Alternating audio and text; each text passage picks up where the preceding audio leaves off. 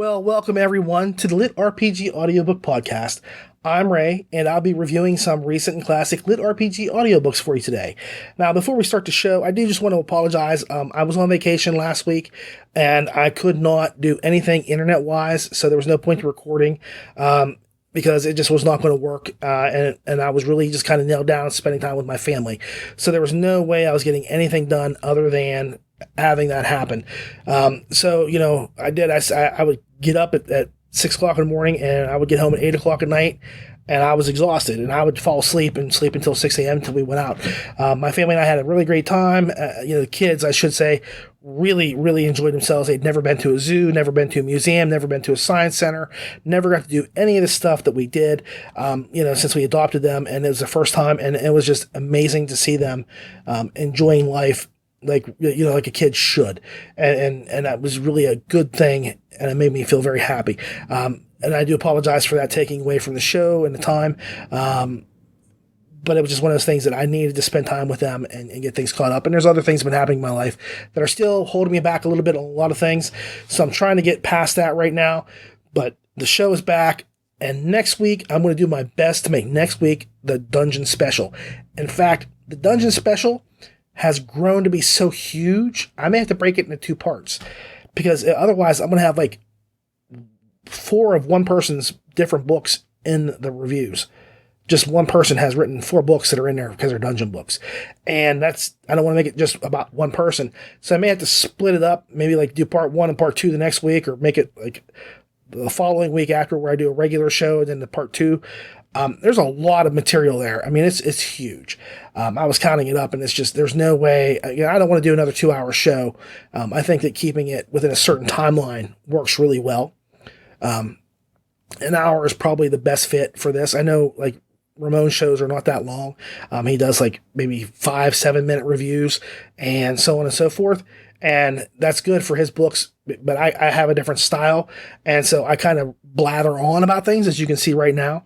And so, for me, the longer the review, I think the better you can tell I love the book. And sometimes it's not the case, because sometimes the book just lets me just say something very briefly and get into it.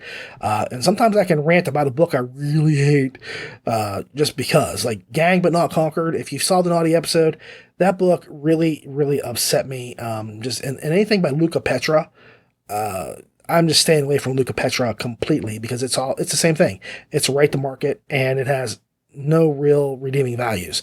So, like I say, for me, I have to pick and choose what I'm going to do. So the Dungeon Special is coming, and I have a lot of people that have sent me things about the Dungeon Special, so I want to get to it, and I've been putting it off, but I think that's the important thing, is to do it right.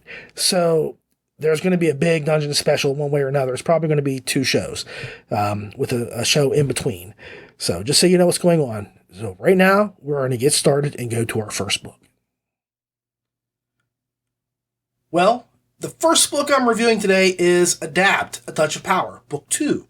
Narrated by Samara, and I'm going to slaughter this name. Naimi, I cannot do it. I'm sorry. My tongue doesn't let me do it. Written by Jay Boyce, with a book length of 15 hours and 59 minutes. She pushed open the doors to the art gallery, entering into the darkened area. The only light was coming from the stars through the glass roof of the courtyard. She didn't see anyone else around, as the area was basically one open room, just with square pillars everywhere displaying art on each side. Some had glass shelves for smaller sculptures, and every painting had a glass covering for protection.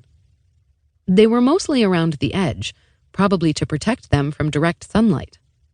More sculptures were in the middle. In order to get a better look, she was about to light up her hands when she thought of something. Calling her Felikai over, she held her arm out as they landed. She had them turn around, then concentrated on their tail end.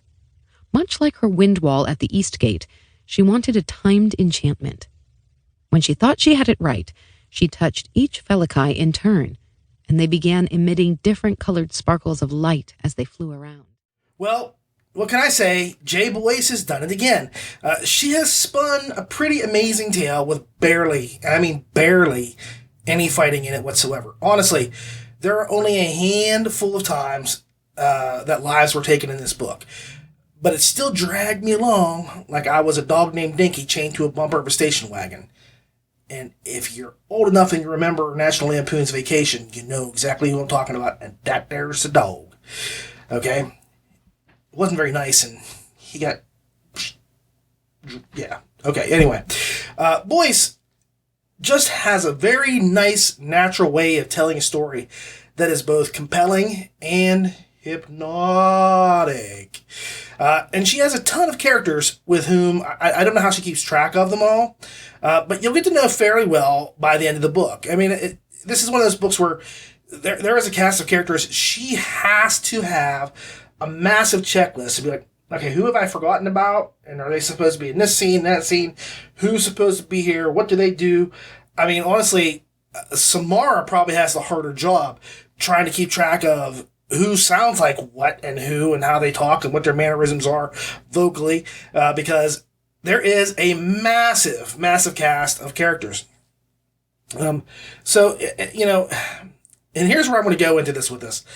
I think I'm going to just start a new genre, and I'm going to call it LitRPG which is, or just like LRU or whatever, but for short. But I think any GameLit or LitRPG that centers on some sort of a school, hence the U for university, shall hence be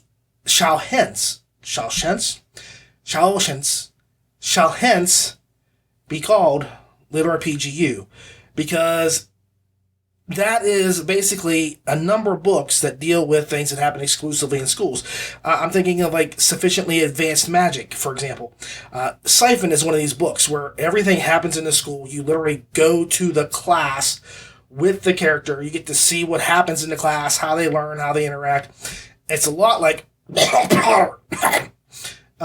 something to buy that JK lady. I can't remember what it's called.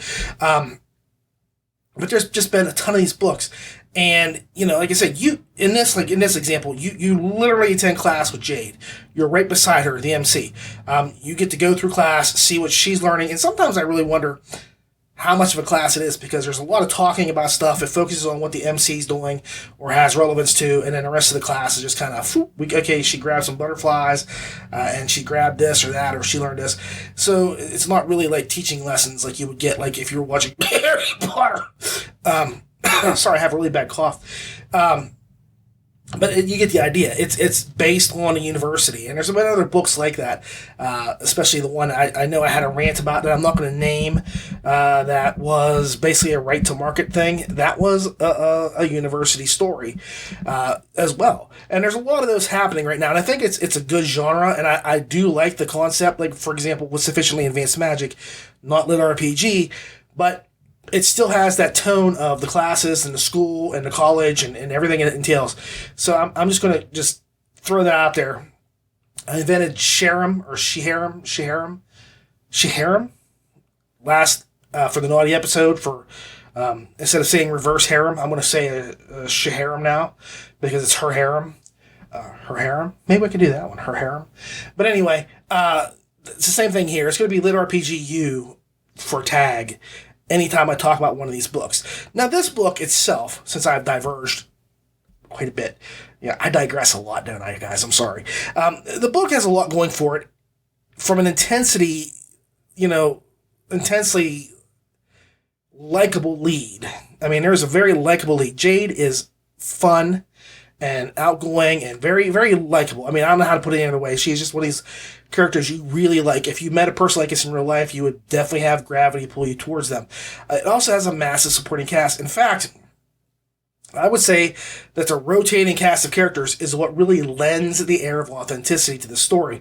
If you attend any real college, you will see hundreds of different people a week, if not the same old daily. You know, if you're in a dorm or something like that. But you're going to have a lot of different people that you meet, whether it's in class, going to and from class, having lunch, visiting your dormitory, attending parties. There's going to be millions of people. Well, not millions, but you get the idea. There's going to be a lot of people that you're going to meet in a university, if it's a big university like most universities are. And you're going to have like a rotating cast of people that you just kind of go through. Some you'll see once, some you run into 2 or 3 times, others periodically, some every day. And that's the same thing here. There's just this massive cast, but it has the authenticity of the size of the school. You really say, okay, this is a real place. This is where people really come to learn, and they do well. And it's all right here for Jade to interact with. And that's where it works. It's not the same old people every day. Well, for her, it's kind of getting to be that way, but there's still a huge amount, and she meets a few new people here and there. So I can see that Boyce has really thought her way through the school and how it's run and who populates it. I mean, it's not just like she just said, okay, Jade's going to attend XYZ school, and there's going to be 8 people there that she knows. No, there's a lot more to it than that. So I'm pretty impressed with it. There's a lot of work that has gone into the school building, if nothing else. If nothing else, the school building is just massive. The world itself, if I can just digress on that, the world itself is massive and sprawling, and you've only gotten to see a myopic view of what's happening. I mean, like, there's other places in the world that she talks about that she's never seen, she's only heard of, and really they haven't gone beyond the gates of the city that she's in to do anything yet. So there's a whole big wide world out there, but that city is so well developed and is so realistic and lifelike. You get to feel like you know it pretty well. Like, you could probably walk down some of the streets and know where to turn to go to some shops. All right. Now, that isn't to say that the book isn't without its flaws. And there were 2 by my count. 1 minor and 1 major book mistake, okay? The minor one is easily overlooked. I don't mind it at all. But it bothered me enough that I felt like I had to say something long after Jade performed the action in the book. Now, Jade, as I said before, is very likable. Very, very likable, and she's pretty easygoing and has a positive attitude 99.9% of the time. I think that's what makes her so likable. I mean, she's just got this positive, effervescent attitude. So there's a scene where she completely goes out of character and throws a tantrum in her light class. And I'm not trying to spoil anything, but it's just one weird blip on the radar. As magic that, and I'm talking light class as in magic that shines, not like it's easy to lift or whatever, or cast. But the actions threw me right out of the book. I was like, that is totally not her. And I literally sat down and said, okay, something is affecting her mind. Someone is hypnotized her, or they're using magic on her to make her react this way, because it is so far afield of who she is. Normally, it just janked me out. I was like, no, that can't be it. But apparently, it was a real event, and there were consequences to it that she rectifies later to a certain extent. But it really made no sense to me for her to do that as a character. None. There are about 100 different ways the Jade that you get to see from book 1 to this book up to that point handle it, and it would have been handled much better. To see her just spaz out in the way that she does, it made no sense whatsoever. It gave no value to the story other than to just say, yep, she's a person. I get that she's a human being, and I get that she's been through a hell of a lot, but all the stuff that's gone before in her life really has not had that big of an effect in her life here. I mean, I'll rephrase that. It has had an effect on her. All right. But it's made her more positive, more giving, more understanding as a character than she should be. Because she's like, nope, you know what? I have laid in the bed my whole life. I've had people wipe my butt. I've had people give me medicine. I've had people, feed me. I don't want to have that. I want to help others. I want to give back, give something of myself, and in return, receive some stuff. Okay, I want to receive friendship and love and respect, things that I really didn't have when I was bedridden. And so that divergence it was a skew that should never have taken place. Now, like I say, it snapped my suspension of disbelief. And like it didn't do anything but make Jade look like a petulant and spoiled brat. And up to that point, she'd appreciated everything that had been done for her or around her. And I think, character-wise, with what happened in the book, and like I said, I'm not going to give it away, but she should have stood up and said, hey, guess what? I already know something about this. Let me show you what I know. Okay, because clearly I know a little bit more about it. And that would have been more in line with her character. And it would have fit, and it wouldn't have changed the story a damn bit. But like I said, this was just kind of like, I'm riding a horse and he threw a shoe. Okay? Now, that's a forgivable offense. The second faux pas, number 2, how do I put this? All I want to say here is if you're building up to an event for an entire freaking book, if you say, I have to go do this. Let's just take St. George and the Dragon, okay? St. George is out riding his horse. He hears a village is being attacked over here by this dragon. St. George says, I have to go to this village and kill this dragon. George goes to the village.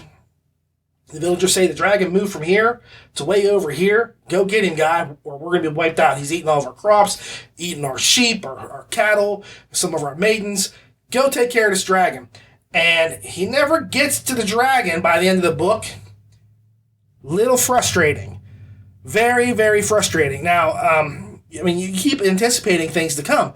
And then to have it not take place, honestly, to me, feels like a bait and switch. I admit, I was a little disappointed. Okay, now I realize this book is not a short book. Let me think. It was what? It was like 15 hours, close to 16. It had plenty of time to get to that point and leave us something else for the next book. Because I know the next book now is going to try to deal with everything that was supposed to have happened in book 2, and it's going to take 17 hours for book 3 to get to that conclusion. And I don't want another 17 hours of building up to this. I really wanted to see that happen. I mean, it's like SWAT. You don't talk about sending SWAT in and then end the book with SWAT outside the door smoking cigarettes, cracking open a cold one, waiting to go into the building. Okay, you just don't do it that way. And that's kind of how this felt. I mean, I will say I was kind of disappointed with that. So it didn't live up to my expectations. So I'm really, really expecting the third book now to have big freaking moments. I mean, battles to heal my wounds. Like I said in the first book and in the second book, there's not a lot of fighting that goes on. It's very minimalistic, and the deaths that occur often are either very distant monsters or just monsters in general and 1 or 2 people in general. Beyond that point, there's not a lot of fighting. And there's a lot of build-up for Jade to be able to become like this mega badass, to be able to cast all kinds of spells and do this and that, and she's learning things and doing things in new and innovative ways, and that's great. I want to see some of that stuff be applied in the field of battle. I really need that. I need to see Jade step up and go to town. And like I said, I don't know how far book 3 is, if it's out yet, because I don't read ebooks. I don't look at books that are out in the Kindle version or hardcover or paperback. I don't, because all I have time to do is listen. I can listen all day, can't read. So I don't care if a book is out already and then I'm talking right now about what I think the book should be. So I don't know. I don't know what's out there right now, but I'm just telling you, the third book, for me, when it gets to audio format, it really has a lot to make up for the ending of the second book. And again, I don't want to sound like I'm bitching overly for no reason. But the build-up to book 3 now starts really close to the beginning of the book. I mean, it's early on, like, oh, I've got to go do this. I've got to do something about this. This has to be done. And, like you say, it never happens. And I want to backpedal just a little bit. The book is really good. This is a really fun book. I like Jade. Again, I don't know how I would deal with a person like that in real life, because she gets everything she wants. And people like that really irritate me in real life. If somebody does something and it goes wrong and their parents step in and buy them a new Maserati because their Camaro broke down, well, boo-hoo for them. I really don't feel bad for them. And Jade has that kind of sheltered life. She's very sheltered. Anything she needs is given to her, and she has no obstacles to overcome. And that's one of the funny things about the book, is the character of Jade. She, most books, you have to have adversity. You have to have something that says, this character must struggle from here to here to here to here to show growth. And Jade doesn't have that problem. She goes from here to there all by thinking about things and mixing and matching. And that's really interesting and it's fun. And it also shows you don't have to have horrible things happen to your main character every single time that you want to show growth or advancement. You can have a lot of things happen besides that. And that's where I think Jade Boyce really shines here, because she pens a tale that has very little fighting, has no adversity for the main character, and yet I still want to read it. I still want to listen. I want to know what happens next. So the book is really good. It's very powerful. It really sucks me in. And I know I'm complaining about the ending, or the lack of the ending that I wanted, but I have to do that as a reviewer, because I know somebody out there is going to feel way madder about it than me. For that. But again, I want to say the book is well worth the time and investment. It really is. I mean, I have people all the time, like, I'll talk about another book later on in this show, it's in fact, where the ending really pisses me off. And it's a great book. It's a fantastic book. It's an amazing book. But the ending just was not meant to be right there. And I usually can say I'm all for cliffhangers. I'm really for cliffhangers happening. I love cliffhangers. But cliffhangers have a point where they're supposed to occur. They're supposed to stop at a certain point. And this cliffhanger was really not where it should have been. So I'll talk about that later. But anyway, the book itself is an amazing book. The character's great. I love everything about it other than those two things. And the first thing I say is minor. But I want to get that out because if Jade Boyce even listens to this a little bit, I wanted to realize it really, the one thing threw me a little bit, and the other one threw me a lot. Now, Samara, and skipping last name, really impresses me a lot here. With such a huge cast of characters, I never felt like any were recycled, and she just seems to know how to convey an air of joy, which Jade seems to emanate most of the time. Like I said, she's effervescent. She also has the ability to convey a lot of emotion in just a few words.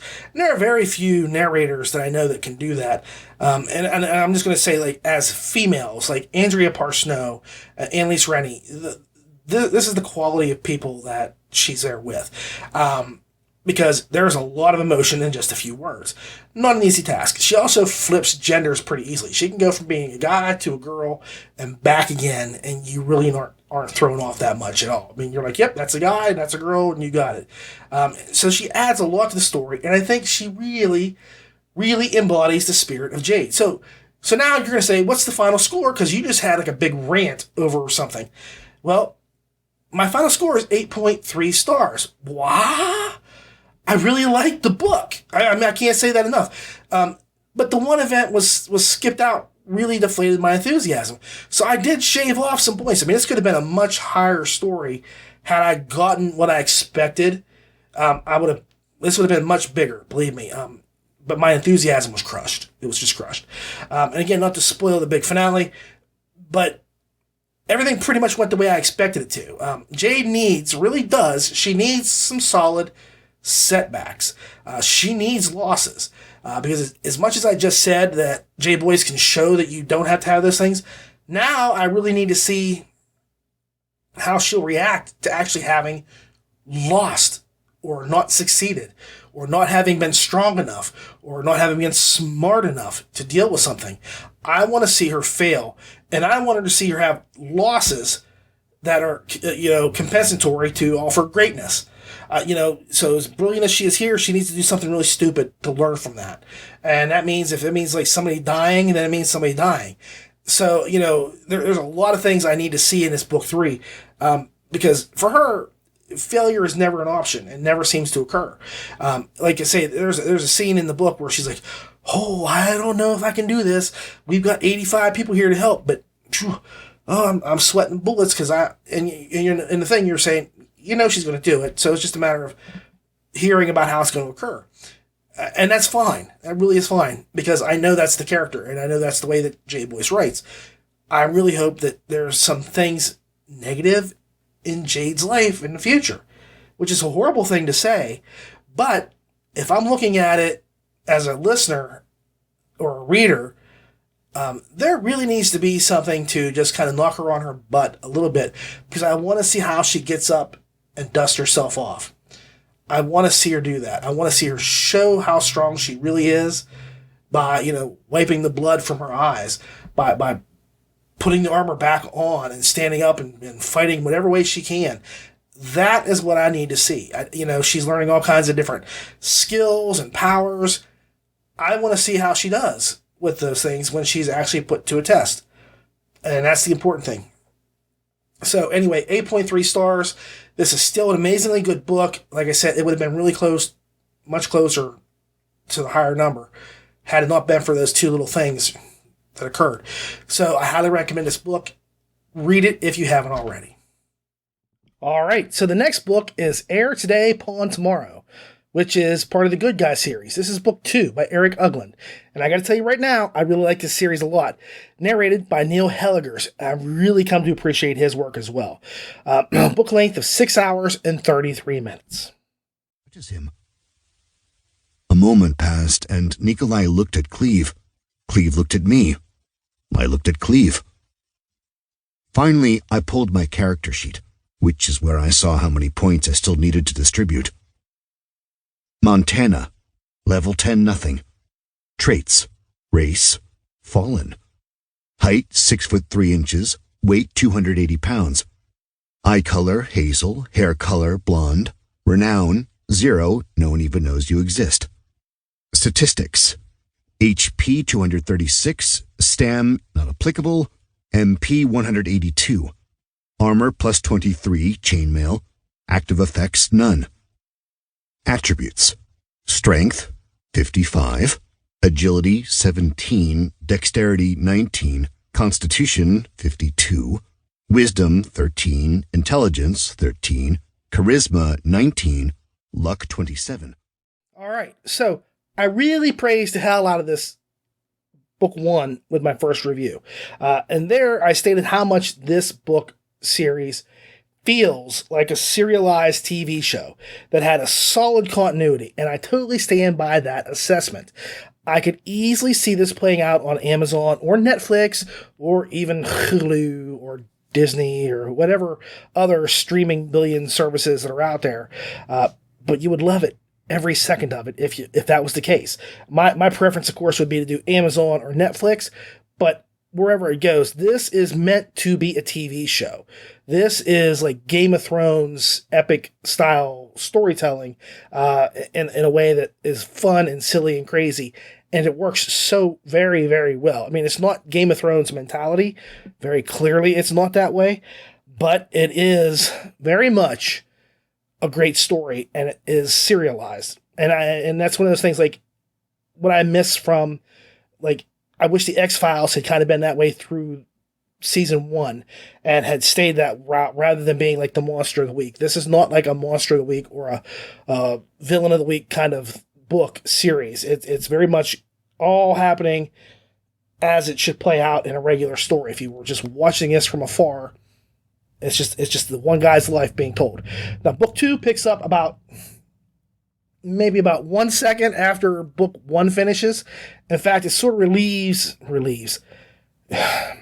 It smells great. Smells? Who the hell is this guy? If you know Rocky. Anyway, it relives the last 3 minutes of book 1 just to kind of give you an even footing. So you start off, it pretty much picks up 3 minutes towards the end and then just runs off with it. The MC, the main character, Montana, has some really hard decisions to make in this book and somehow tried to survive. And I don't know which is really even harder for him, because the decisions are ones that he does not want to make. There are options he does not want to choose. And the survival stuff is pretty hardcore as well. And he kind of goes through it. And I don't want to say this because, like, I know he gets bashed for being like this brainless lout. And Montana is not brainless. He's not dumb. He's not stupid.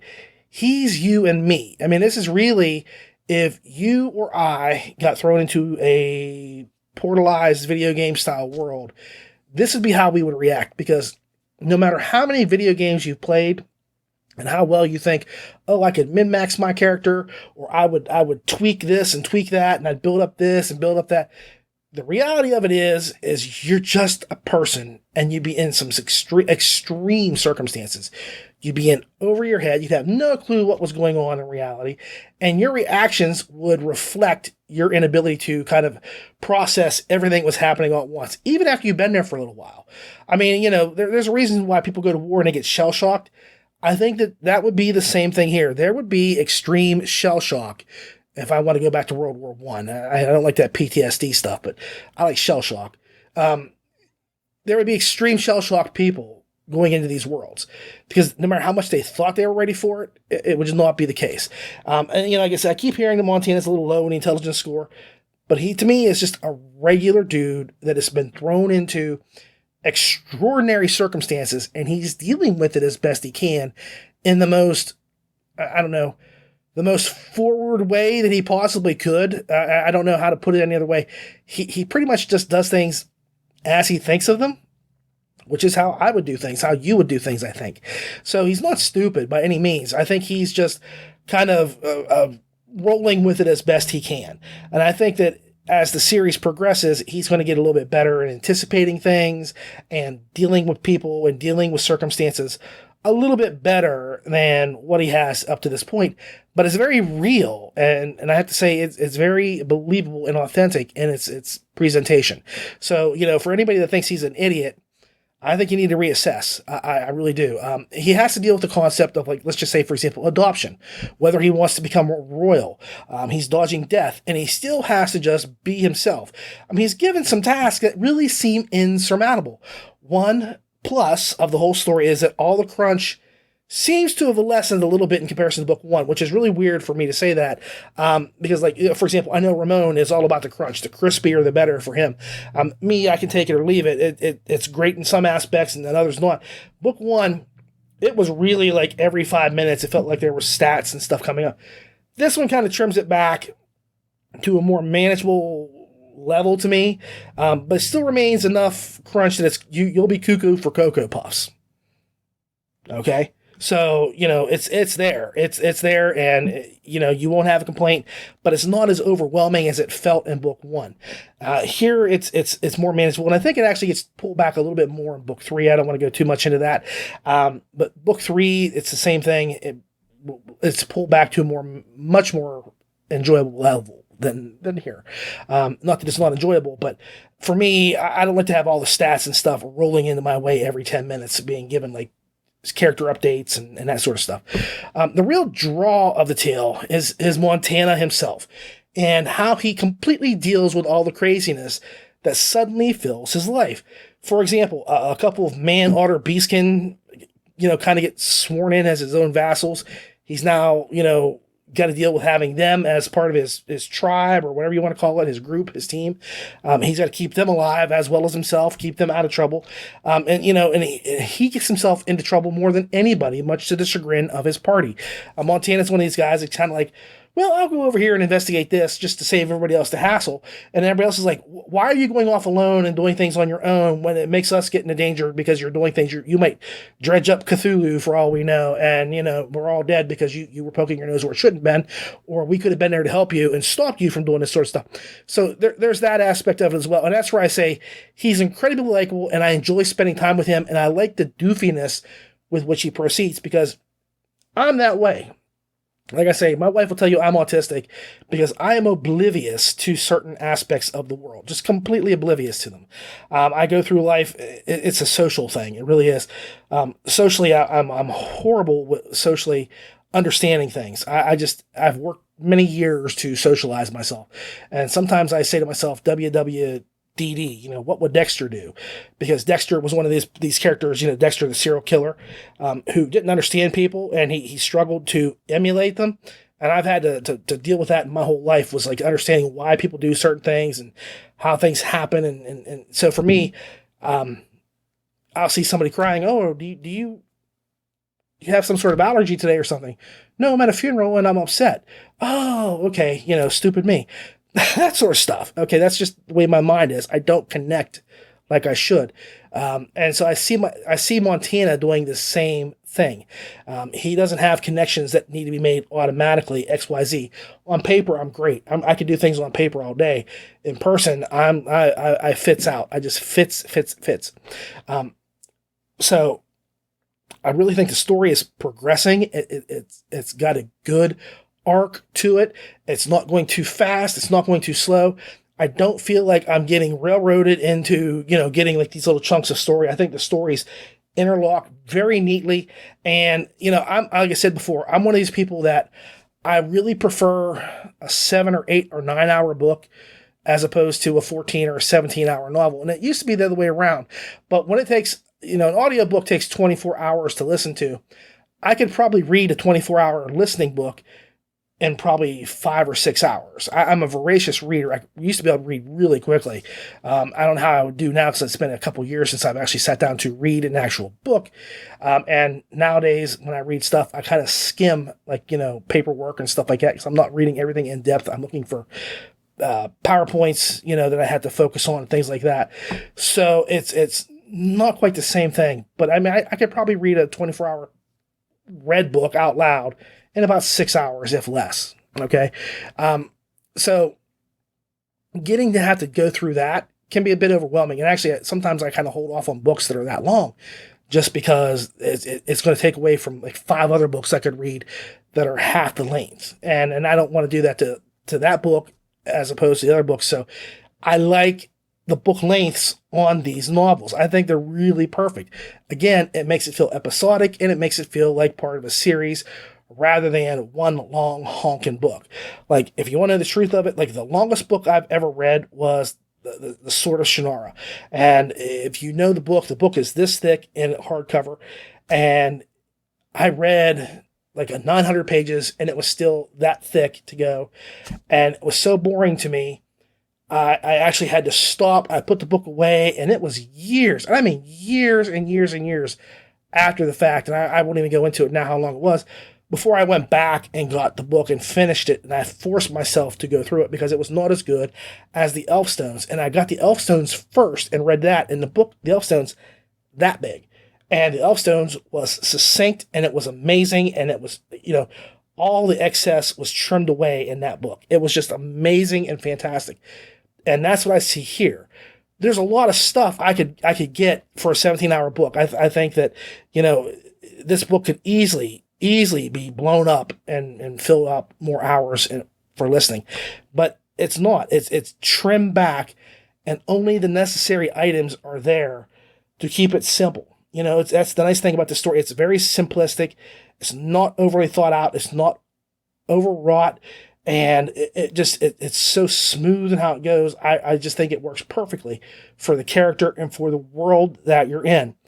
Like I say, it just works really well for me. Neil Helligers does one helligers of a job in this book, in the series in general, okay? I honestly don't believe he's done anything better. Now, I could be wrong on that, but he is at the top of his game here, no question, and he sells the story like he's getting all the profits. I've heard carnival barkers that didn't have half the heart or, a coercive skill to keep you listening here like Neil does. Unlike the barkers, he's not selling a bucket of crap, though. He has some serious goods, and you're going to thank him for his efforts. Seriously, Helligers really romps and has fun with the book, and he plays Montana like Conan's with the brains of Chandler Bing. Conan was not known for his wit, but Montana is just that snarky, sarcastic kind of way he goes. I just think that he plays him so well. And, and I always say, like, well, this character feels like they embody, like, I said, Samara embodies Jade in the book Adapt in Siphon. They really do. She does really well. And there's other characters I'll say, like, to me, Jeff Hayes is Quantum Hughes. If you read Feedback Loop, that chronicle, the whole series, Hayes is totally Quantum Hughes. There's nobody else who could play Quantum Hughes. Nobody. Just could not be done. And there's very rare times that I'll say there's a connection between a narrator and a character. And I'll say that in this case, I feel like Helligers really connects with Montana because he has fun with it. He's lively. He's enjoyable. And I just really think that he works perfectly with this material. The series has quickly grown to be one of my favorites. I sincerely listened to books 1 through 3, one right after the other, almost all the way through in each listing. Like, I almost did not stop between book 1 and the end, book 2 and the end, and book 3 and the end. Only time I did is if I had to go do something or had to answer a phone or talk to somebody, but I was right back to it. So that tells you how much I enjoyed these stories. I just wanted to hear more. And when I got to the end of book 3 and there wasn't a book 4 for me not happy, I was very sad. I can't speak more highly of this series than I already have, as you can clearly see. It fits right into my sweet spot, running under 8 hours, and is masterfully told, excellently narrated, good runtime, it's humorous, well-crafted story, all combined for this massive blast of one hell of a ride. Okay, it's just fun from start to finish. I give this 8.3 stars, but the series as a whole, and I can't interconnect them all, make this big train, it's much higher for me.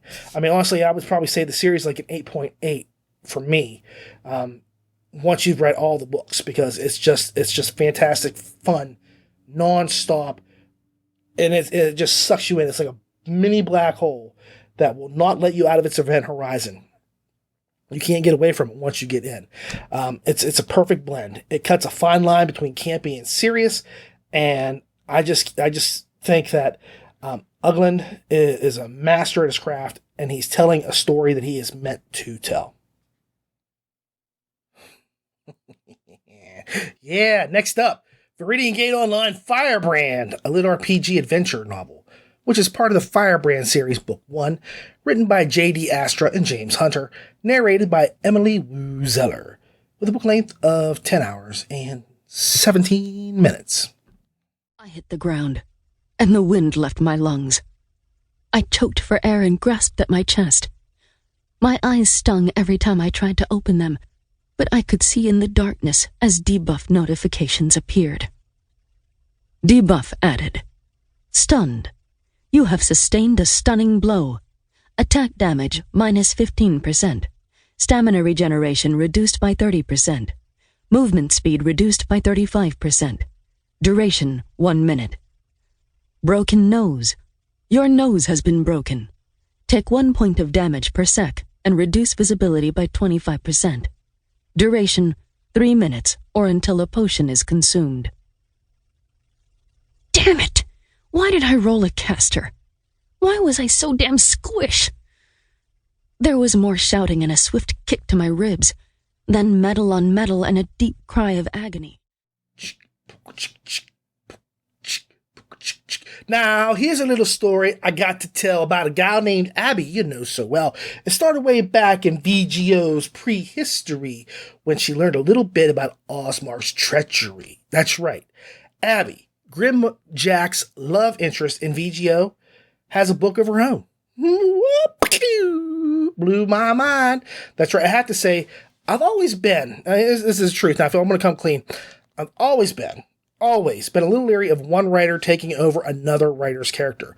I think that sometimes it can work and other times not so much. For example, I think Elsprague de Camp, I never get that right. Elsprague de Camp did a great job portraying Robert E. Howard's Conan, the Barbarian. But Robert Jordan, not so much. Yeah, I know Jordan has his own acclaimed series, the whole Wheel of Crime or Time or something. But I think his rendition of the Suckmarians, okay, it just sucks. He cannot write a Conan story to save Conan's life.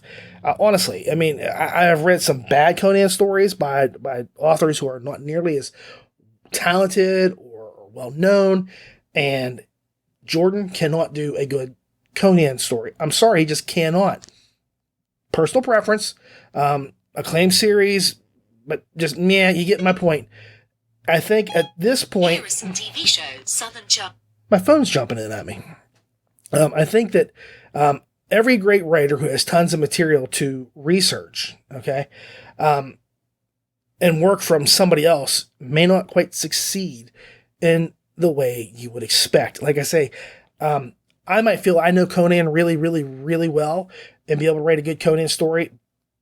But my thought process is what Conan does and how he acts and how he thinks may not come across to the other readers. And they'll be like, who the hell is this guy thinking he knows how to write Conan? So when JD delves into the works with here, I suspect a guiding hand from Hunter, she does so with little else. I mean, honestly, there's not a whole lot of Abby history outside of the main series of VGO up till this point. I mean, she did write the one story in the anthology, but that's it. So that was kind of her thing in the first place. So she takes this character and makes Abby her own, which is really hard. I have to give her a lot of credit. It's a rough thing to do. And after several novels, you kind of get a real taste for what a character's like. And I think, I might know how Cutter, like for example, would react in a situation, but I'll never be able to handle Cutter the way that Hunter could. So I'm going to give hats off to Astra for that power play, because she pulls off like total knowledge of Abby and how she works magnificently. I mean, I really think that she is speaking with the same voice that Hunter did when he was writing Abby all by himself. Now, not to say that he's not using Abby for anything anymore, but Abby is still talking, and it's just through J.D. Astra's voice now, and it works. It really does. Now, when I first heard the title, my first thought was of DC Comics' Firebrand, which is a certain little flame-based superheroine that hung out with the All-Star Squadron. Fantastic series. By the way, both characters are redheads, and they deal with fire like I do ice cream and cookies in large volumes and periodically get out of control. But Abby isn't some one-dimensional C-list comic book character like DC's Firebrand. And I have to say that the female version is actually like a second or third iteration of the Firebrand person. There was another Firebrand before her who was a guy that wore a red mask and so on and so forth. But not to go to, I'm digressing. Abby is fully formed and developed and can truly, and Astra proves here, carry a series all on her own. And this points to Astra, who really feels Abby with some life all unto herself. And she shows that Abby can be just as interesting as Grimjack. Because to be honest with you, I'm not a big fan of firecasters. Like when I'm reading a story and one of the characters goes, you have a choice of spells, and you're like, fireball, I'll do fire, I'm going to do this. It is so overdone, I get bored with firecasters. I mean, I don't care what kind of fire they sling. Firecasters are not exciting for me. They're not like, oh yeah, here they come. Like Marvel's Human Torch doesn't do anything for me like it did when I was a kid. Whether it was, the android or it was Johnny Storm. It just doesn't do anything for me anymore because it's not all that impressive. And I like to have lesser known powers brought to the fore. Like you very rarely ever see wind magic or, earth magic or whatever being used to the extent that they should or could. And that's the case here, where I say, okay, Abby's a firecaster. Well, Abby actually employs her fires in pretty cool ways. So I like that Astra shows that she can be pretty cool. And it's not just, oh, here's a fire spell here and there. It's a lot more than that. Now, the book takes place a bit before Grimjack goes off and snags that seal that lets him do the few things that a few characters can, with the Imperial stuff. So it's an interesting alternative POV on how things kind of lead up to that point. Only it's for Abby and her companion. And I have to say that even though I knew a few certain things going right into this, such as I know Abby is going to be in no danger to die, just as I know in book 1 in VGO, Grimjack is not going to die, okay? Like a main character in MC, it's very rare that it does happen where they kill the main character off. And I'm thinking like Game of Thrones or that Ned Stark gets his head cut off. It's because you don't see it, and Ned was not really the lead of the series. He was only the lead of the book. The series had other things. So in that case, it can come as a shock. But here, Abby is in later stories, so she's not going to die no matter what. Just like Grimjack is going to be the backbone of the VGO universe. He's not going to die at any point. So you're never going to really have that concern as much as you should with characters that you aren't familiar with in other instances. Like if this was a new character and there were 2 or 3 of them in there, you might be surprised to see one of them die. Here, not so much. So going into it, I knew Abby wasn't going to have anything negative affect her in some serious, long-lasting way. So with that in mind, I went into it thinking like that and not being like, okay, well, I know this isn't going to happen and this isn't going to happen, this isn't going to happen, so what can I be excited about? I kind of let it be the prequel that showed me what brought Grimjack's world into being and how Abby, took a hand in bringing him in, how Abby took a hand in making this happen and that happen, and everything that was going on while he was off doing his thing, even after he got into the world. So it's pretty cool to see that occur. Now, it does end, like, I think right around the point where he gets the Imperial Seal doohickey. I can't remember off the top of my head exactly how, but what point it is for the story, but it does not feel like a backstory fill-in as much as it does showing you, like, this is Abby. This is telling you who Abby is, where she comes from, who she is, how she thinks, why she does what she does. So it's more like a character builder than it is a filler. And like I said before, you'll probably hear me say Dragonlance in this episode a dozen times. Dragonlance books 1 through 6 are amazing. Everything that comes out after it is total crap. And why? Because it's all filler. Whether it's the short stories that were collected for this, that, the other thing, or it was the novels, it's all filler. They have pre-Cataclysm, they have post-Cataclysm, they have the Dragons of Summer Flame, which is crap. Everything about that stuff is just filler. And when I read it, I think, this is just made up, like Legend of Huma, okay? All of the whole Legend of Huma in Dragonlance was made up to be this huge, incredible story. And when you get to read a story, is it over? Really? I could have cared less about what happened. Really, it was that bad. It was just that bad. And I'm not trying to knock anybody for writing it. It's very hard to make an exciting story when you know what's going to happen already and when it's been built up. If you ever had a friend that said, oh man, you've got to go see this movie. This is the most amazing movie you're ever going to see. The special effects, the characters, the actors, the whole thing. It's amazing. And you go there and like, this is Alien 3. What are you talking about? That is what you usually get in those kind of books. This is not a filler novel by any stretch of the imagination, at least in my eyes. And I'm not blowing smoke, and I am a big fan of VGO, very clearly. I make no qualms about it. I have been a fan of VGO since book 1. I have been right there cheering them on, saying fantastic story, fantastic characters. I love the world. This is an amazing series. I've said it since day 1, and if I have any kind of part of it whatsoever, I'm so proud of myself for being able to do that. Because, like I said, I got into that anthology, and I was just amazed that I could become a part of a world that has just given me so much. And I think that's the same thing Astra feels. J.D. Astra has such a love for the character of Abby. It totally shines through. And like I say, this is not a filler novel. This is a character novel. This is showing you who Abby is, what she is like, why she does the things she does, why she did what she did, how she did what she did, and what her thought processes were through the whole thing. And you kind of come to understand her a lot better as you go back. And if you look at the series like later from those points, you can see, okay, this is Abby, and this is what she's like. And I think it actually fleshes her out way more than what we've gotten. And as much as I say, like, Cutter's my favorite character of the VGS series. I love him way more than Grimjack or Abby or any other characters, just because I always think of Cutter as being like the Mick Jagger of the story. Like when the narrator goes and gives him his voice, I just see Mick Jagger's swagger and the attitude and the pomp and all that. And there's just something about that. And he's a thief. So I'm drawn to thief and bard characters for some bizarre reason. I love them immensely. And so Cutter for me is the guy that I think really is who I would have loved to have seen get his own book.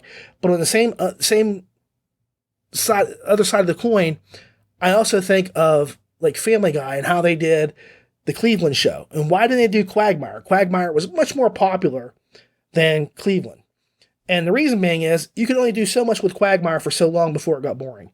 And it's the same thing with Cutter. Cutter can only strut and swagger for so long before he becomes a pompous ass. And Abby has a lot more going for her emotionally, mentally than Cutter. And I don't want to say Cutter's two-dimensional, but his characterization in the book does not lend to a whole series based on Cutter. As much as I wish you could, it would be damn hard to do it. You know, and like reading the short story about how he became the gentleman of Rowan Heath, it was great. But, at the same time, I can go back and say, I don't see that going into the book lengths that Hunter likes to go into for story, because Cutter just can't carry it, whereas Abby can, and Astra makes it very, very obvious and apparent what is so good about Abby. And I don't want to go into the whole story. I mean, it's like I said, it's pretty easy to understand. It just kind of fills in the stuff that happens prior to the one part of the first book. But it's important things. It really is. So it helped me understand VGO much better. And like I say, it starts pre-apocalypse and it follows her into the game. So we become more aware of the world and what led up to its creation, how it got made.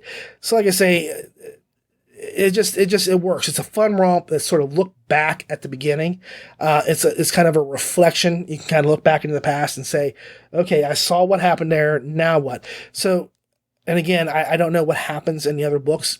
I'm only on book 1 of the audio. And I know book 3 just came out for the series itself. So I don't know what happens, but I'd like to see Abby kind of get away from Grimjack in the next book completely, but like in a more concurrent timeline, or as close as possible to do that. So the series doesn't feel like a prequel that tries to play catch up to the main series. I think that is the only pitfall that I can imagine happening, in that it's always playing catch up to what's happening in the other story. I think that Abby needs to get out and say, okay, here's where Grimjack is at now, and this is what Abby's doing. And there are parts where she's away from Grimjack, and I know that's probably where they're going to fill in, but I think she needs to step out and be completely free of the other events happening so that you can kind of get to see her in all of her glory and not feel like it's just kind of a precursor to what has come in the last 6-7 books. So that's my only concern.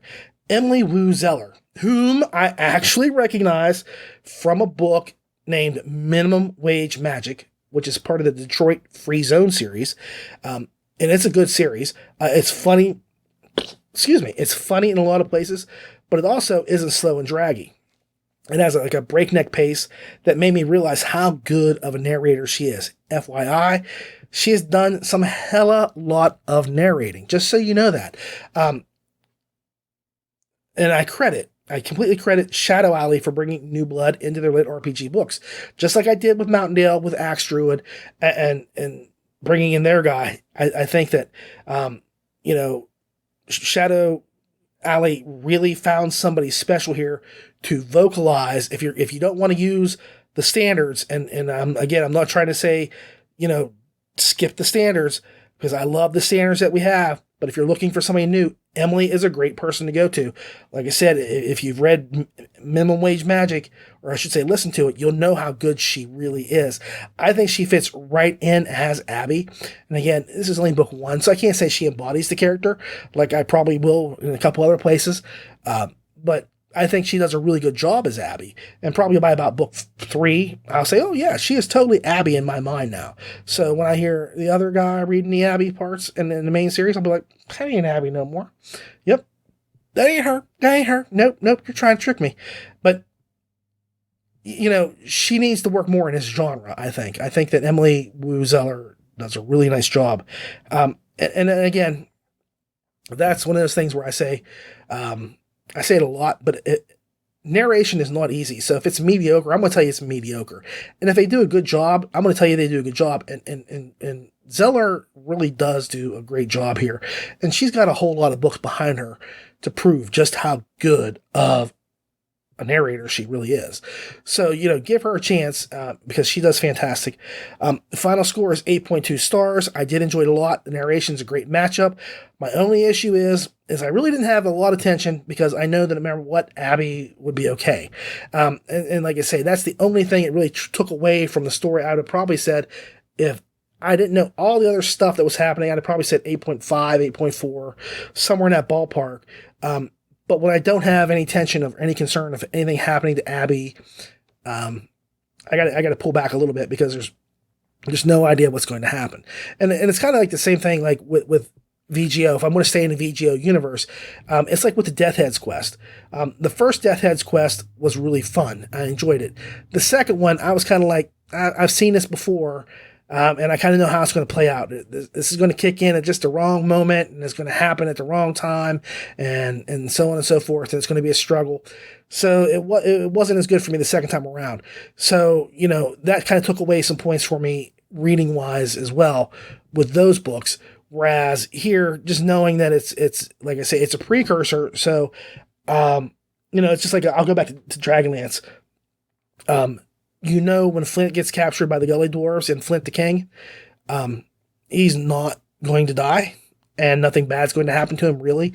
Even though in the story, the main story, he'll talk about the horrible time that he had, he's not going to have anything so horrible that he can't make it to the main series.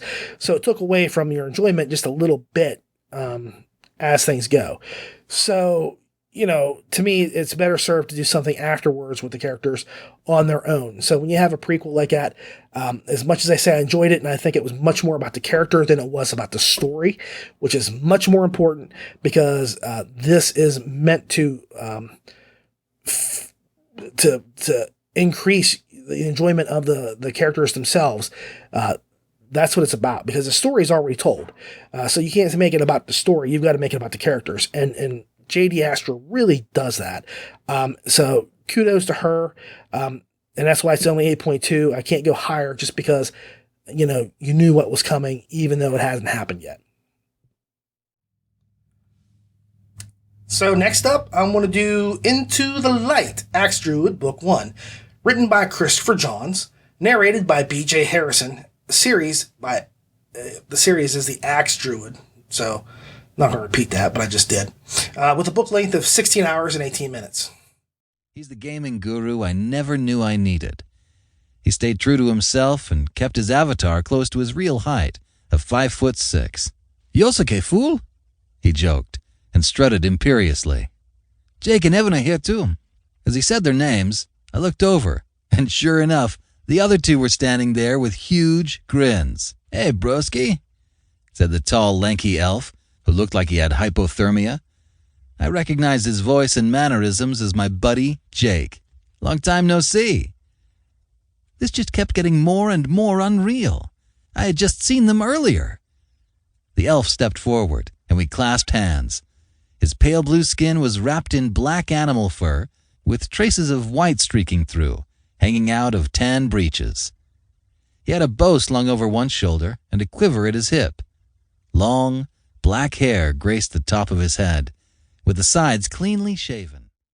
Now, I really don't know what I was expecting with this book, but whatever it was, wasn't what I got. Okay, let's put it like this. I have a few things to say about this book, first and foremost. I really enjoyed this tale.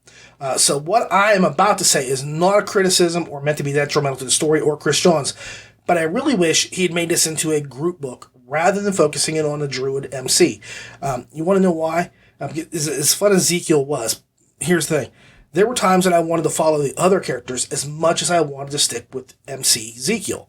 I honestly think this book really had a feel to me as I listened that it could have been as epic as Dragonlance in some ways. Now, if you know me at all, my favorite fantasy series of all time is the Dragonlance Saga, books 1 through 6. Everything else is trash that comes after it. I don't even ignore it. I don't care if it's canon, not canon, if it's whatever. It's all junk. I've read it all, and it's all junk. I supported them because it was Dragonlance, but books 1 through 6, the best series of fantasy novels ever written, in my opinion. And that outdoes Tolkien. I know Tolkien is great, but Tolkien just had his own style of things. The characters that were in those books, the Dragonlance books, were incredible. And that's the thing where I would say the side characters, the back characters, the group characters, they each really had different abilities. I wanted to see, and personalities too, amplified. I wanted to know more about each of them. I would have followed them anywhere. Balmer and Yosekai, they were two of my faves. I'm trying to think of Yosekai there. But like I said, each is unique and fun and interesting in their own way. And I lament the possibility since the story was told in first person. Now again, Ezekiel's fine, and I really like the book. And what's funny is, and I'll just be frank with you guys as I do this, I never, ever, ever, ever look at other reviews or listen to reviews from anybody until after I've got this stuff all kind of penned out what I want to say. So here's, I'll say, here's what I want to say, here's what I want to do, and then I kind of flesh it in after I've done the videos. I'll say, here's this, and go with that. So sometimes I don't even change it, because in the video I just say something and I digress a little bit. But anyway, I pretty much have written down what I want to say before I ever sit down to record. And I never look at reviews until after I've gotten to that point, and usually it's not until after I record. But I really got curious. I wanted to see what Ramon had said. And it surprised me because he didn't like the side characters at all. He kind of found them to be one-dimensional. Whereas like I said, for me, it was the opposite. So it just shows you that we each have our own perspective on things. Balmer was just more fun for me than Ezekiel was. Balmer just appearing and doing his thing and disappearing, and Yosekai being Yosekai. I loved it. So it's just funny, and that's why I don't do it, because I don't want to get tainted. I don't want to get tainted by somebody else's thoughts or their thought processes or their ideas or concepts. I try to keep everything right here with me doing it. And I just wanted to see what was said. And that's where I say it's just funny, because I wanted the book to be the group, and that wasn't the way that it came across, with them. So, that said, damn, this book is a fun ride. That's all I can say. The book mixes Portal Fantasy with Lit RPG splendidly. Now, what was refreshing was I didn't hear the characters struggling to go back home. Yeah, I did hear them say, hey, I miss my wife, I miss my kid, I miss my girlfriend, I miss my dog. Whatever it was going to be they were lamenting the loss of or the absence of, they did say that. But the nice thing is that each character recognized that there was a reason why they were there. They signed up for it, so to speak, and that they couldn't go home, because if they do, then they're damning their world to destruction just as much as every other world in the universe or multiverse or however you want to look at it. So they really have no choice but to stay. They're almost like soldiers who signed up for a job. Like, let's just say, like, they signed up to go fight Hitler, and they know they can't go home until Hitler has been stopped. And that's the way it feels. Like, they're out to do this no matter what. So this is kind of like Inglourious Bastards in one aspect of things, because these guys are doing their thing and doing their best, and they're not going to go home until that job is done. And I really, really appreciated that, because most times Portal Fantasies or, stuck in games, everybody struggles to go home. That's the big thing. And I always wonder, like, why are you struggling to go home? You can either get there when you get to be strong enough, or you're stuck there, so just accept it, because you're never going to go back. And that sounds like a defeatist attitude, but I'm more of a realist, and if they say, look, there's just no way in hell you can ever get back, I guess I'm never going to get back. Doesn't mean I'm not going to try, but it's not going to be my only goal. My only goal would be to survive, and then to get stronger, and then maybe find a way out later. Those are the priorities in my gaming and other world kind of things. So it was nice not to have that repeated over and over and over and over again. Obviously, they missed their loved ones, but they knew that those lives were endangered. So they stayed focused. They stayed very focused. And the funny thing is as the book goes on, it really will feel to you, because it felt like that to me, that the characters all become kind of super OP, and it never failed to grab a new skill, spell, trick, craft item, whatever it's going to be. Whenever they went somewhere new, or met somebody new, or fell into a hole, every time that they did something, there was an opportunity for them to grow stronger from it. And I like that a lot. But regardless of the fact, they don't come across as being able to whip war's butt, or even the people that work for war. War's the big main bad guy, by the way. He's the threat to both worlds. They use teamwork and intelligence to achieve the impossible. That's the teamwork, like I talked about from the book.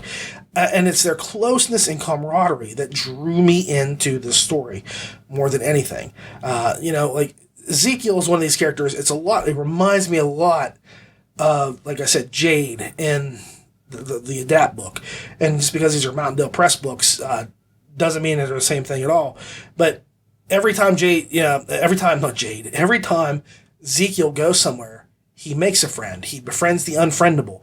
He applies himself and ingratiates himself to a community or to, so he's never, ever, ever just there doing stuff. He is doing things that really help other people, and in so doing, he helps himself grow. So it's not exactly like Dragonlance, but you get the point. So there are several times in this where the story just could have totally derailed, and I mean like right off the hillside, exploding, I guess, even though they don't have gasoline in a lot of those cars, as the heroes found themselves in side areas. Now, I'm not a big fan of side areas in a book when here's the setup. We get portaled over to a world because there's a bad guy that's trying to destroy this world, and this world is all that stands between our world and this guy. So in order for him to get to this world where we live, he's got to be stopped here. He's got to break this world apart, destroy it, take it over, do whatever he's going to do before he can move on to ours. And ours is going to be a piece of cake because we don't have any magic. So they get him over here, and they've got to do this thing and stop this cat. Okay? Now, if you have that going on, this is where I say that the focus ought to be staying straight on getting yourself stronger and getting to the bad guy to wipe him out. And there are several spots where they kind of go off rail a little bit and go into like side questy things is the way it feels. Like the Fey Realm. They get to the Fey Realm, or there's a dwarven domain. There's a dwarven domain where they go to for certain things as well. But the side trips only further to increase the story, surprisingly. Like there's things that happen in those places that help them and the story move along. It helps a lot of things. So the dwarven domain and then Fey, and there's a couple other spots where things like that happen. But the MC Ezekiel opts to become a druid here, who becomes a big ass axe welder, and that's what he likes. He just said, I want a big ass axe, so they give him a big ass axe to kill his foes with. So he's also a kitsune, a fox humanoid. So whenever I heard the title The Axe Druid, this is what I thought of. Some old dude with a big ass axe, chopping down the bad guys. But that's not what he is. The kitsune is a fox person, or is it kitsune? I watch enough anime, I should know that, but for me, it's just going to be kitsune.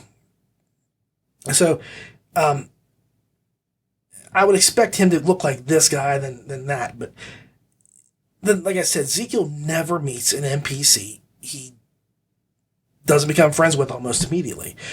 He seems to gain a new ability or gear every time he farts, and that is my only real complaint about the book. At times, it seems like Zeke loses his agency. He doesn't do a lot of things to earn things. A lot of times stuff is just kind of handed over to him because it feels like the gods say, well, these are our emissaries. These are the people that we need to fight for us. So help them out as much as you can. And they're not doing as much as they should have, but it doesn't feel like it takes away from the story. But like I say, it just kind of just goes into this, and that's it. He gets a ton of stuff. I mean, and if he goes to the Fae, he gets a ton of stuff. And he and his group are going to be emissaries for the Fae, for the dwarves, for the humans of a village. And they do this ritual thing where he gets a nifty lightning axe that I think looks a lot like this axe right here, if you can see that. So there's a lot that happens in each place he goes to. But like I say, the only weak part to the story to me is that Ezekiel and his companions don't really seem to have more agency than they should have. A lot more agency. They should be the ones, cracking down and taking stuff and kicking ass, rather than kind of, you're our guy, so here we're going to give this to you. And it doesn't feel like they're just well, it does kind of feel like they're just being given things. But it also doesn't take away from the story when they do their fighting. They fight with the items or the spells or whatever it is they learn as efficiently as they can, and as you would hope. There was never one time where I think, oh man, they should be using, I'll just say like a lightning blast would have just solved this whole problem, and he's got lightning blast, but he was using the axe, or he was using this, or he was doing that. But if you really want to know the truth of it, within one book, Ezekiel is given like a massive power axe. He gets one hell of a pet, or a familiar, or whatever you want to call it. Armor, weapons, spells, magic. He is geared to the max, spelled out to the max, and he's still not powerful enough to do what he needs to do. None of his group is. So like when they do go to fight somebody at the end of the book, they very much acknowledge that in spite of everything they have, what they've been given, what they've earned, because they do earn stuff. I don't mean to feel like they have no agency whatsoever. They do earn stuff. They still recognize that they can't win with any kind of surety whatsoever. And that's nice. Now, for me, the real sin is the book's ending. Now, I understand cliffhangers, and I know I just said in the first review I did for Adapt that I have no problem with them at all, okay? But, in a way, this book, like I say, reminds me a lot of Adapt, because the ending made me bite my cheek in frustration, okay? I definitely want book 2 now, and still the almost 15 hours felt like it was half that time. And as off as the ending is for me, I still love the book, the writing, the characters, and especially the entire premise. But I need to say that this does have a cliffhanger ending, but there is a way to do a cliffhanger ending that does not piss off people. Piss off people is like this, okay? Spider-Man and the Green Goblin are fighting. Green Goblin has Gwen Stacy. He drops Gwen Stacy. Spider-Man webs her. Let's just say he saves her for the sake of argument. Saves her, puts her on the ground, and looks up, and the Green Goblin's gone, and he knows that now the Green Goblin is going to go kill Aunt May. That's the next person on the list. If he can't kill Gwen, he's getting May. That's a cliffhanger. You're like, oh crap, now May's in trouble, and Spidey has to go do this, okay? You don't, under any circumstances, end the book as Gwen falls. That would just be crazy. And this book kind of does that. And it kind of really, really, really upset me a little bit at the end. Because that's not a cliffhanger. That's just like, okay, I'm done writing for the day. I think I'll just end it right here. That's kind of how it felt. Because it was like, okay, I get where Chris Johns was going with it. And like I say, Chris Johns is a really great writer. Really great. But that was not the place to do it. You finish it up after certain things happen. And present another danger. It's like Mortal Kombat. Perfect example. If you've ever seen the movie Mortal Kombat, get over here! Okay? Mortal Kombat, they win the battle, right? They go over, they do the fighting, and they win. Against all odds, Earth wins, and they're free from the Emperor coming. And as they're walking away from the temple, yeah, we kick butt, yeah, all of a sudden the Emperor shows up. No, I'm going to destroy Earth. Well, you're like, oh, shoot. We just stopped this guy, technically. And now we got to go fight him in order to save the Earth. That's a cliffhanger. That's how you do that. The way this was done is not, you understand what I'm saying? Just not happy with it. Could have been done a little bit easier and made it a lot better. But I understand why, Chris. I know what you're going through. I know what you're doing. I see why you want to do things. But it still was just wrong. Man, wrong, brother. Just wrong. Okay. So, as for the narration, I absolutely loved Harrison's voice. His narration skills are off the chart. This is another narrator who has 300 plus books that he's worked on, but I've never heard of. And that's rare. I mean, I'm pretty much up on a lot of narrators. This dude has done over 300 novels, and I think just under 50 fantasy. I don't know. Because I did look him up. And it's like 40 or 50 fantasy novels that he's part of. And I'll give, Mountain Dale credit for like looking around for somebody new and different, other than, and again, I have nothing against our standards, because if it wasn't for our standard narrators, LitRPG wouldn't be where it is right now.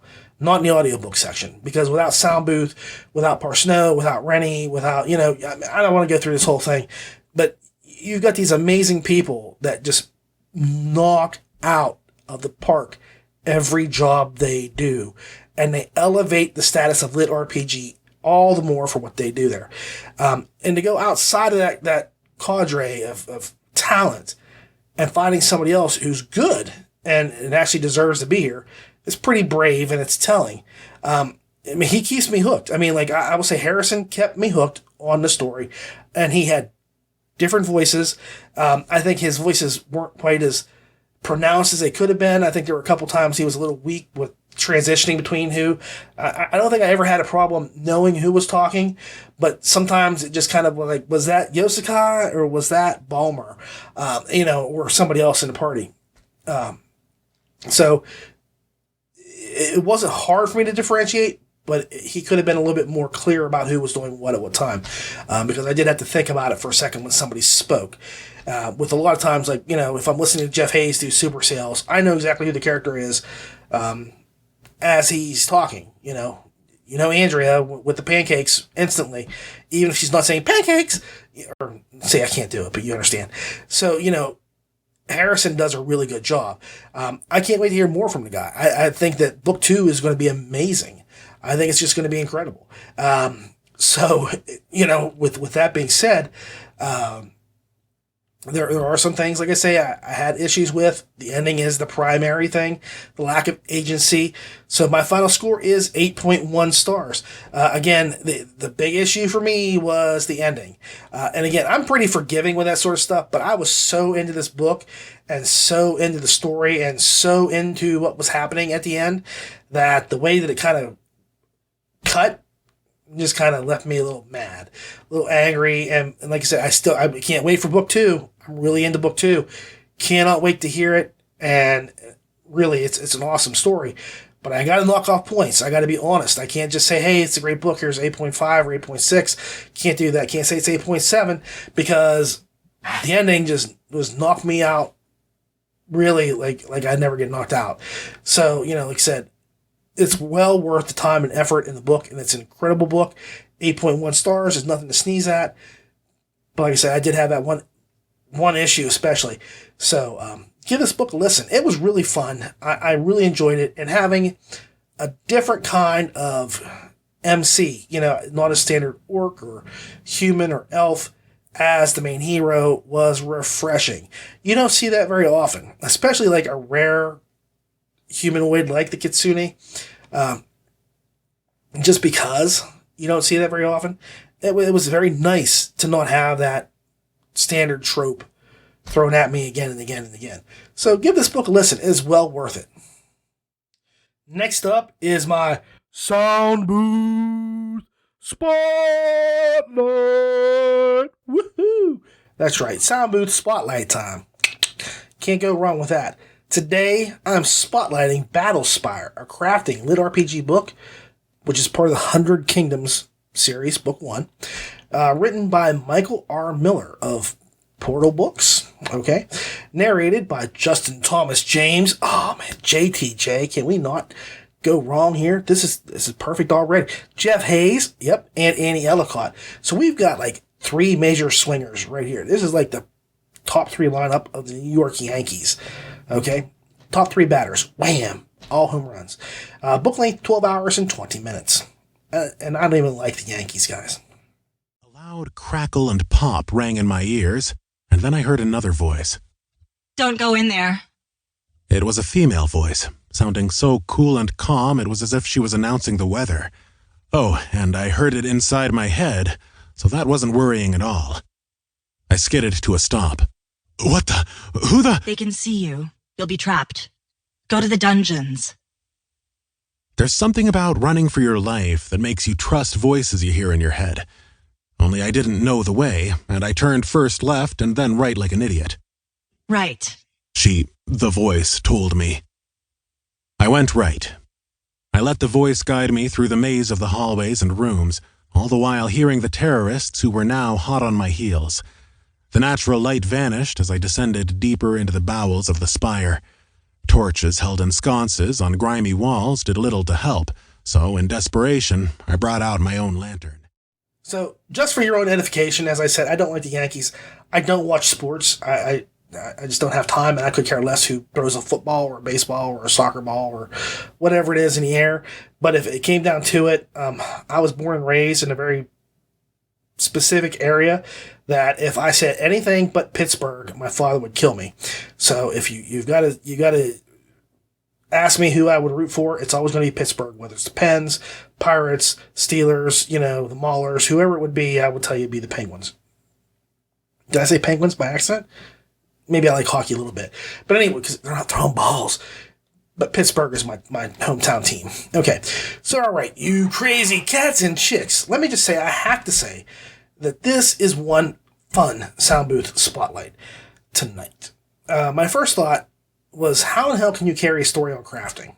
Okay, honestly, that's pretty big shoulders to kind of cover up with some cloth, because crafting is not something I would say can be done interestingly for a prolonged or sustained period of time, especially when you have a cover that makes it look like the story is about like when 007 kind of gets mashed up with Assassin's Creed, because that's what the cover looks like to me. It's like Assassin's Creed meets James Bond or Spider-Man or something, and it makes it look really badass. So that cover just makes you want to see the story more.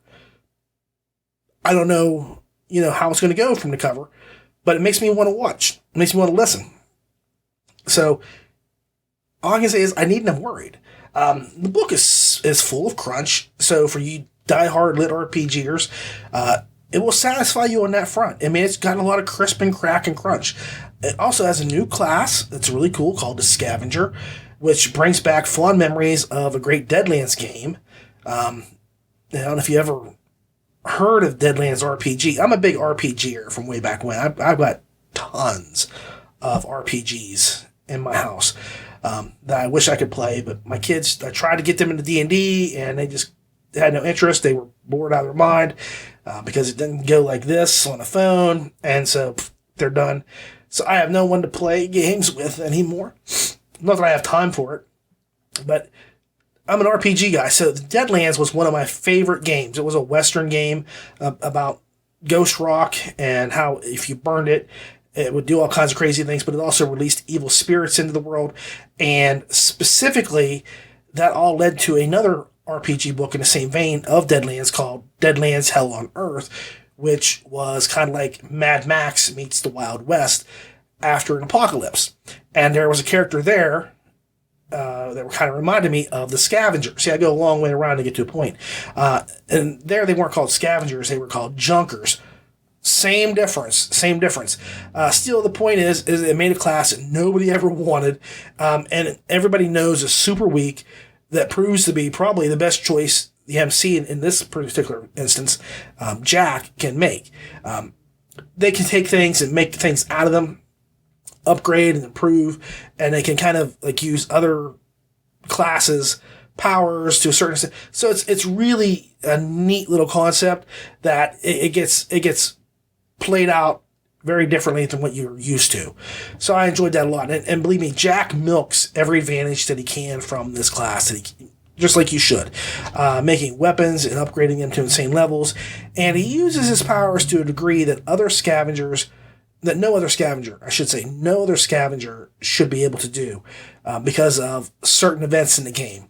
So this isn't a need to nerf situation, because you would say, well, if this character got played by hundreds of people or thousands of people, they'd be nerfing it. It's only because of the situation that he finds himself in that it feels like it's a nerfable situation. And he rapidly levels because of things that go on. Now, this book does take on a diehard feel when the game is basically taken over by a terrorist who seeks liberation for his brothers in arms around the world, such as members of the Asian Dawn. Wait, that's Die Hard. I hate when I do that. In that vein, let's just say the bad guy wants what the bad guy wants isn't really obvious at first, just as in the Nakatomi heist was really about stealing negotiable bearer bonds. The baddie here is playing a hide and seek with his true objective. So it definitely has, excuse me, a powerful Die Hard feel. Die Hard, and I would even say a little bit of a Home Alone kind of tinge thrown into it, because there's a lot of points where Jack is fighting bad guys and he's got to do things that make you go, oh, this is like Harry and what's his name from Home Alone getting their asses bashed around by one little wimpy kid. So, it's kind of Home Alone, Die Hard, but you get the idea. In spite of, or maybe in due to its similarity of Die Hard, the book is a real adrenaline boost, and you sympathize with the MC, who is trapped in the game along with everybody else, but with some serious implications if he can't halt the siege of the terroristic group. There is a timer on this, so they know that the trapped in the game trope isn't really all that problematic for 99% of the people playing the game. Jack, that's a whole different story. Jack really needs to get out of the game. He is on a timer just as much as the terrorists are. And he's got to get himself out before certain things happen. And you have to ask, is he going to find a way out and abandon everybody, or is he going to stick around? Well, if you've ever read a book, I don't have to tell you anything else about it. He goes home, of course, first chance he gets. So, I didn't mean to spoil that for you. Anyway, the bad guy here isn't as nasty as Hans Gruber. Like when he's counting down, but I tell you, I don't know anything. I can't do anything. You're just going to have to shoot me. Okay, pow. That's Hans Gruber. The terrorist here, he makes a lot of braggadocious threats, but he doesn't really do a lot to carry out on. He's really trying to just scare people and that's a nice difference too. But he is just nasty enough to do what he says he will do. He tries to give everybody an out, and when they don't take it, well, too bad for them. That's all he can say. He's got no sympathy, especially if they kill themselves trying to stop him. That's on them, not on him. So, watching Jack and the terrorist kind of butt heads is very fun. The only issue that you might have is that it definitely feels like you've read this book before, or at least in the beginning. However, as the story moves on and ahead, you really get going, and you can see that this is a standalone kind of novel. My only concern, and I'm going to say this again, is it feels like a standalone kind of novel. This is to me, it feels more like a one-shot book than it is a series. I'll grant you, the ending of the book leaves things open that there could be more books in the series. But, the book is called 100 Kingdoms. So I'm guessing, that this is a full-blown series. But I can see this being a book completely unto itself. It's very self-contained, and everything is pretty much completed and wrapped up by the end. And if it isn't going to become a full-blown series, then I'm excited where Miller takes us next. If it is, I should say, if it is going to be a full-blown series, because he's got the 100 worlds out there that he can look into, I suppose. But there's nothing about this novel that leaves threads other than what you find out about what the terrorist was after. And once you get that and you kind of see things, you'll realize that the story is pretty much told. It's pretty much told, but there is wiggle room for more stories to come. So I can handle this being a one shot or in a series. But like I say, you won't feel like, hey, there's a cliffhanger or there's plot threads that aren't answered. None of that occurs here. This is a very tight, succinct story. And I like that a lot because, that's how I think a story should be. I think book one should be like, here's the story. It takes us to a certain point and it leaves a string that you can pull to take you over to book two. You don't have to have this great big cliffhanger or something like that. You can just say, okay, here's everything that happened. And now that our character has gotten to this point, we're going to see where he takes us with this kind of stuff in mind. And that's what's there at the end. like I say, the book is fun, but it's wonderfully written as a self-contained novel, and that was probably like my biggest draw to it. As I finished the book, I was like, wow, you don't see this very often, because I don't feel like I've got to read another eight books in the series to get a sense of completion, or something like that. This feels very satisfactory to me, the way it ends. And if it does have more, great, because I really do suspect that Miller will do the same thing in book 2 and book 3. He'll tell a story and wrap it up, put a pin in it, and then lead over in a small way to what could happen in the next book. So pretty smart, pretty slick, very fun. Now, what can I say about Soundbooth? What can't I say about Soundbooth? I can't say I don't like them, because I love the guys. This is a terrific trio. Wait. See, my mouth talks before I speak. The trio of terrific tones takes this tale and twists it into a torrent of tunes to tickle your ears. Yeah, I love to alliterate. See, that's better. My mouth started going and I couldn't say it. But try saying that like 4 times real fast. Seriously, though, the Soundbooth gang really have fun with this story. You can almost hear the smile in Jeff's face as he performs, and he just loves what he does so much and easily exudes evil for some bizarre reason. Jeff, you worry me sometimes, brother, because you get to play these bad guys. Like, you're in Harmon Cooper's Cherry Blossom Girls playing the bad guy, and then, you've been playing the bad guy in a couple other things like Shadow Sun. I've heard you doing voices and here, and you're scaring me with these bad guys, because that seems to be like your go-to thing now. I think you want to be the next Hans Gruber. Yeah, I think that's the case. But like I say, he just exudes evil here. I mean, pretty well. I mean, it's just villainy galore. Annie brings the bang for our buck as she nails down the role of the shifty AI and sounds perfectly glitchy in all the right spots. And damn, can I just say that JTJ brings home the Canadian bacon on this book. Justin Thomas James, the man's mellow tones, totally reminds me of WKRP's in Cincinnati's Venus Flytrap, only with double the cool and triple the smooth. The man's like bourbon in the ears. Well, I should say for the ears. If you pour bourbon in your ear, it's just going to make things hard to hear. He's like bourbon for the ears. Yeah. So SBT all the way, my pretty babies. These people really bring together a book. It's phenomenal. And again, I don't have any issues with anything they do 99% of the time. And this is one of those times I have no problems with what they do. My final score is 8.2 stars. I like the Home Alone vibe. Jack didn't do that, by the way. But it did start a little slow and treaded some seriously familiar paths before it finally took off. So a little bit of a lower score than what it could have been. But it's still one hell of a read. It's very fun. And like I say, it sews up everything very neatly at the end. And I appreciate that. So 8.2 stars. So this segment is finally, what else have they done?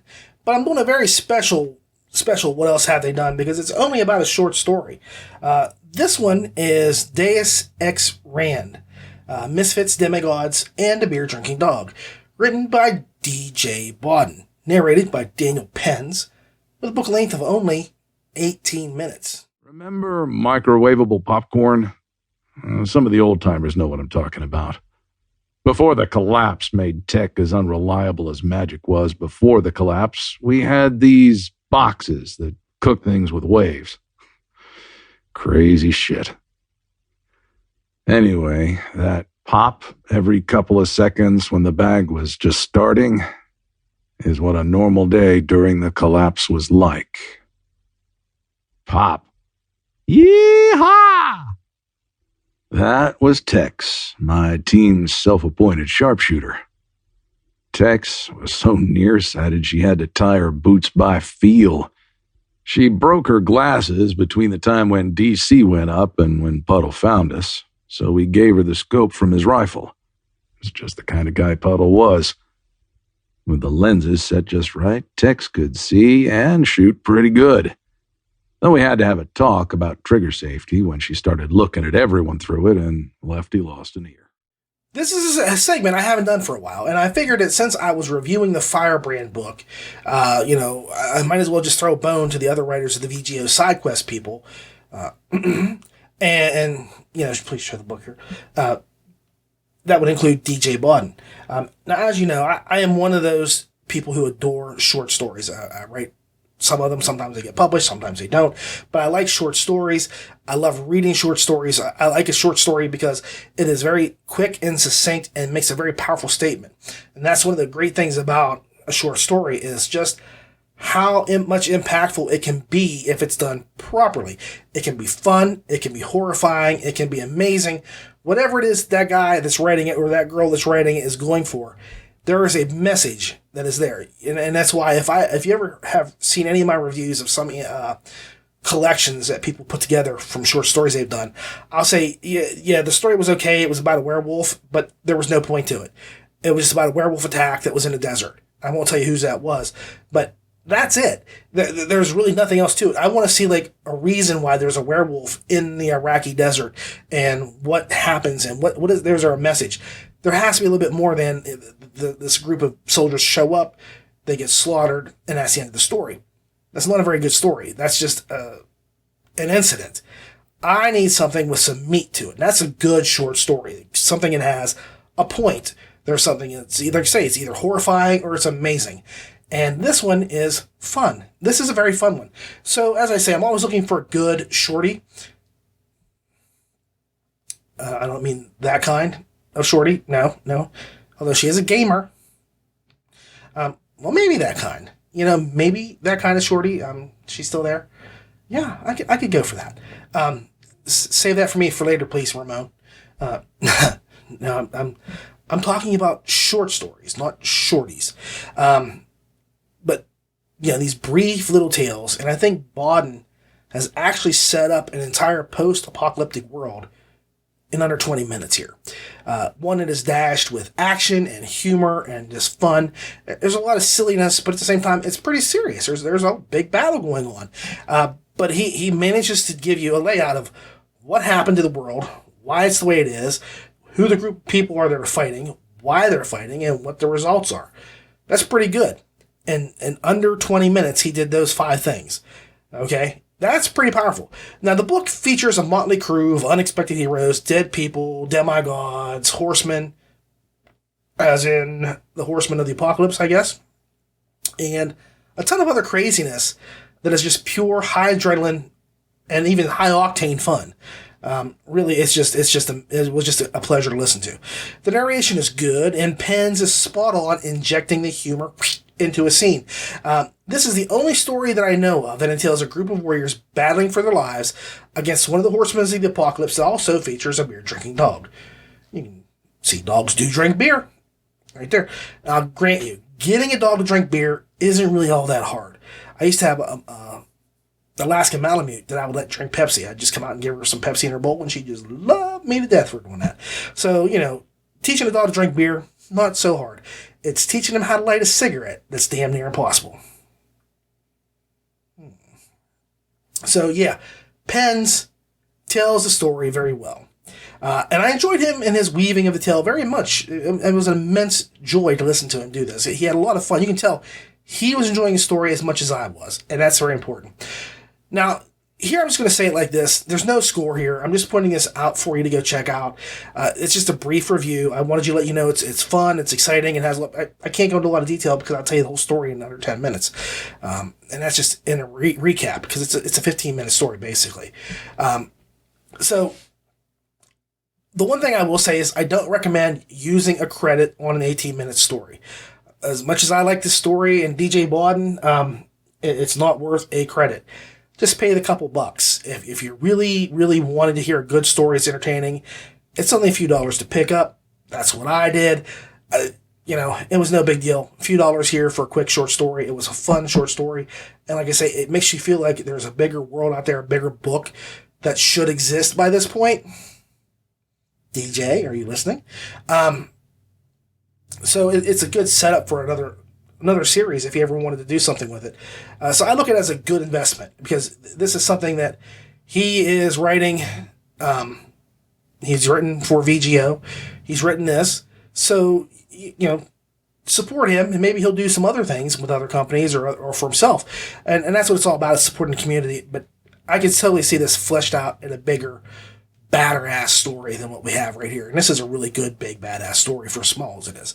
So check it out, guys. I really like the story. And like I say, it's just supporting somebody in the community for a short story that doesn't cost much. What can I say? That's the show for this week. Like I say, next week will be the Dungeon Special, probably part 1. And then it'll be followed by another regular episode, which will probably feature something by a guy named Dave Wilmarth, Shadow Sun Survival, something or other, which, man, it's amazing. I just love that story. But I'm going to get that in there and get Dungeon Specials 1 and 2 completed and up and running for y'all. So keep an eye out for that. But I do want to say thank you very much for watching. I do appreciate you taking the time to watch this show. If you want to support us, please like the LitRPG Podcast Facebook page or the YouTube page, or even just like and share the video. I'm going to ask for more suggestions for any kind of segment you like what else have they done? Is it lit? Game worlds. I've got a couple game worlds that I probably should do. I might do one for the Dungeon Special just because. But anyway, I would like some suggestions so that I can get some other books that you folks think deserve to be recognized. Like I say, I try to do authors or narrators who have really good stories out there that aren't part of the lit stories for, like, Is It Lit? But I don't know about them. Like I said, I just found DJ Bawden's short story by pure accident. I don't even know how I found it. I was looking through something on Audible, and there it popped up, and I thought, well, hell's bells, I'll give this a listen. And it was really good, and I enjoyed it. And it was nice, and it made me go back and do another what else have they done segment. And I could do that for Is It Lit? Or, any of the other different segments that I do. Ray's Picks, I got easy ones I could do for that. I blather on about stuff all the time. And so please send me suggestions. I am really, really open and needing some ideas. Please leave comments or suggestions in the comment section below. And feel free to tell me whatever you like. I always enjoy the feedback. I am very happy to hear from you guys. I like your ideas and comments, and you're right. I'm not always right, or at least my opinion may not mesh well with yours, and I can defend myself, or at least explain why I feel the way I do about certain things. You may think that, like, the prequel book for Firebrand wasn't what you expected because it was a prequel, and I'm going to say why I liked it because here. So, come at me. I'm going to take you on. No, I'm just kidding. No, but I do like to have that discourse. I think it's very, very valuable, and it helps me kind of hone my edge as a reviewer, because I try to be very fair when I review. And there's very few times, like I say, that I feel like a book isn't deserving of a good score, if it's done right. And like I said, I have criteria I follow. And like you say, with like Gang But Not Conquered, you get 3 stars just because you followed 1, 2, and 3 parts of this. Everything else was just crap and I didn't like it. So that's where I go. And getting your opinions, you can come back and say, hey, I like Gang But Not Conquered, and here's why. And I can go back and say, okay, I might have messed up on that, or I totally agree with your point of view. And I'm happy to not change my score, but I'll reassess how I do the next book of somebody else's and say, okay, I missed out on this aspect. Come at me, and I'll make those changes. I'm happy to adapt, which leads me back to Jay Boyce. So, with that being said, that is the end of the show. As always, I am Ray for the LitRPG Audiobook Podcast. Keep listening, and remember, you can follow us on Facebook, Twitter, YouTube, Stitcher, iTunes. There's a whole bunch of them tune thingamabobs. So go out and play a tune, or get a tune, or listen to a tune. But just keep listening, guys, because it's well worth it.